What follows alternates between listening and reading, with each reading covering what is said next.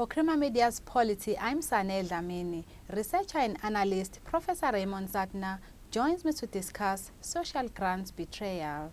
Welcome, Raymond. Morning. As a member of the public, it's becoming very, very confusing exactly what is happening in regards to the social grants issue. Why is this the case? Well, on the one hand, I think that they have not got a clear message because different people from within social development, within SASA, from CPS, are saying different things. They're saying there is a deal, there isn't a deal, we're going to the Constitutional Court, we're not going to the Constitutional Court. Also, I don't think they prepare very well when they have media conferences or when they go to the portfolio committee. I think you can't go to these sorts of things where you're facing an audience that is going to question you and is not going to just simply be fobbed off with a one-word answer. And they may not be telling the truth. And if you're not telling the truth, well, then you must prepare much better. You must prepare very well if you're telling lies. I think right now we have a problem where a situation where we don't know if there's an agreement, and we don't know if the agreement will entail an increase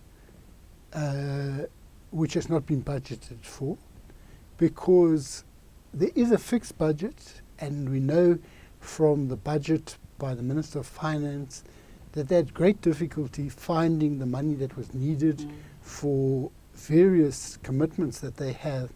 Now, if CPS is to continue this grant payment, in other words, it was a contract which was found in 2013 to be illegal, and the court, however, said it could continue for 3-4 years, I can't remember now. And in that period, the Department of Social Development and SASA had to develop, had to put it out freshly for tender or develop a system themselves in order to ensure that it complied with regulations in regard to tenders. Now, they haven't done that. They haven't developed the capacity themselves, and it seems that they've created a crisis situation where instead of them putting it out to tender or developing their own capacity, there is no option, if grants are to be paid on April the 1st, but to have it paid by CPS. There are a lot of allegations in regard to cash paymaster services, for example, that deduction, they have all this data on all the recipients of grants, and somehow they get them to pay for services like airtime and a number of other things, and it is alleged by many of these people that they did not consent to this. The money has been deducted without their consent, and sometimes you have these stories, one in Ground Up, for example, where, and I think there's also one in the Daily Maverick, where some people have 1,500 grant and they actually only clear 300 rands or nothing. They also have loan services and a whole lot of things. And I think what may happen is that, you get a SMS and it says, would you like to respond? Would you like to have airtime via this, that, and the other? Now, the airtime, by the way, deducted is often with a service provider they don't even use. And they may say no if you don't want it. Otherwise, we will start the deductions. Or it could be like that, because these people may not be well equipped for handling this. So we don't know.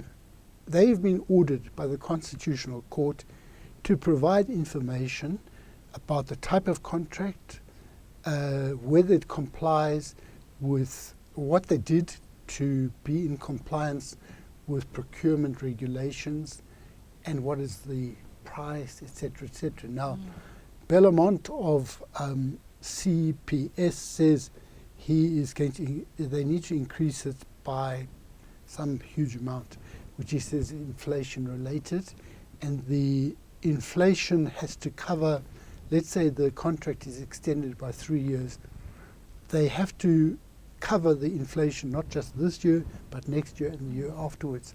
Now, none of this has been budgeted for, and I think what is also subtext in this is that they're trying, the Ministry of Social Development are trying to find a way to put the Treasury on the spot, where the Treasury says they will not, they're bound by the Public Finance Act, and they will not allow approve this contract unless the Constitutional Court says they must. So everyone is put on the spot, and they've tried to make as if Treasury is blocking them, because they said Treasury is supposed to be part of the negotiations. But Treasury said, we can't possibly be part of negotiations which we ourselves have got to okay. So I think the confusion has been created partly because they are confused, they don't know what they want, but also I think they're trying to hide things. Why do you use the word betrayal and compare it with Nkandla? You see, I think we've got to name things for what they are. If we are now on the 10th of March and we don't know if money will be paid to millions of recipients, there's apparently 10 million, they say 17 million, but others get money from it, but there are also a number of different grants. So there may be 17 million grants, but there are 10 million recipients, and there are others who are dependent on them, and they don't know what's going to happen. And to me, this is reckless with the most vulnerable sections of the population. It may well be, I mean, in theory, the court could say, we are not prepared to allow a contract with CPS, and then these people would be left high and dry. Now that to me is betrayal. What you're doing is you're not yourself suffering because you have messed something up, because you have not used years to do the job you're supposed to do. Through not doing the job you're supposed to do, you're actually putting in danger the very existence of the poorest section of the population. You know, the social grants doesn't remedy inequality, but what it does is that some people who are in absolute poverty are lifted above that. It mitigates the problem. It doesn't remedy it. I compare it with Nkandla because, as with Nkandla, Parliament and the ANC leadership have had nothing to say about this. At the end of last year, there were these brave statements against Zuma and what. What did these people do about social grants? What did they do about Basabile and Dhlamini having no concern to be accountable? And that is what we faced in Nkandla last year.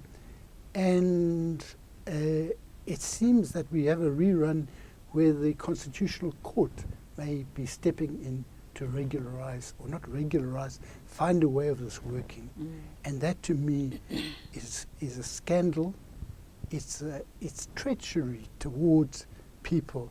And I think we may well find at some stage that there is some deal that is done. Why is it so important to give it to CPS? It may be that there's something under the table. Thank you, Professor. Thank you. That was researcher and analyst Professor Raymond Suttner speaking to Creamer Media's Polity about social grants betrayal.